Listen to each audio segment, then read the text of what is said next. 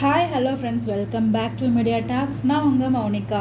So இப்போ நீங்கள் பார்த்துட்டு இருக்க வீடியோ பார்த்தீங்கன்னா, நம்ம வசரடைக்கு ஆசை டீம் இருக்காங்களே, அவங்க எல்லோரும் வந்து ஹாப்பி நியூ இயர் வந்து சேர்ந்து சொல்லுவாங்க. ஹாப்பி ஹாப்பி ஹாப்பின்னு ஒவ்வொருத்தராக சொல்லிட்டு எல்லோரும் சேர்ந்து கோரஸாக ஹாப்பி நியூ இயர் விஷ் வந்து எல்லாருக்குமே வந்து சொல்கிற ஒரு வீடியோ தான் ஷேர் பண்ணியிருந்தாங்க.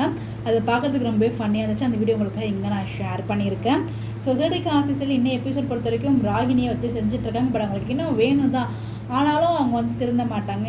எனக்கான ஒரு பக்கம் வந்து ஏதோ ஒரு தப்பு பண்ணிவிட்டு அந்த ஒரு தப்பு மதிக்கிறதுக்கு தப்பு மேலே பல தப்புகள் பண்ணிகிட்ருக்காங்க. அதுதான் இங்கே அவங்க பண்ண மிகப்பெரிய தவிர. ஒரு சில பார்க்க பாவமாக இருக்கும், ஒரு சில பக்கம் நல்லா மாட்டணும் அப்படின்ற மாதிரி தான் எனக்கு தெரிஞ்சிச்சு.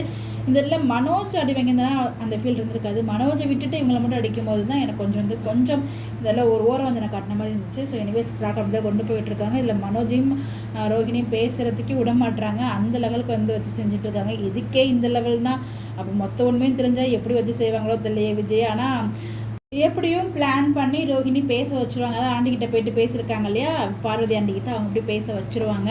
அது ஒரு பக்கம். இன்னொரு பக்கம் வந்து மீனா வந்து அவங்களோட பிஸ்னஸில் எதிரியோட டேரக்டாக ஃபைட் பண்ணிட்டு இருக்காங்க. ஒரு நாள் நானும் வளர்ந்து காமிப்பேன் அப்படின்னு சொல்லிட்டு நம்ம சொன்ன மாதிரி ஓவரா ட்ராக் வந்து வேறு இருக்கும். ஒன்று வந்து அந்த 30 lakhs அவர் ஏமாந்தது இல்லையா, அதுக்கப்புறம் ஜீவா மூலியமாக இந்த ஒரு ட்ரூத் வந்து ரிவேலாக இருக்குது. அடுத்தது நம்ம மீனாக்கான ஒரு பிரச்சனை வந்து ஸ்டார்ட் ஆகிருக்கு. இது மாதிரி பேக் டு பேக் வந்து பிரச்சனைகள் வந்துகிட்டே இருக்குது. இன்னொரு விஷயம், அவங்க பணம் வாங்கியிருப்பாங்க இல்லையா ரவுடிக்கிட்டேருந்து, அதாவது நம்ம சத்யாவோட ஃப்ரெண்டுக்கிட்டேருந்து.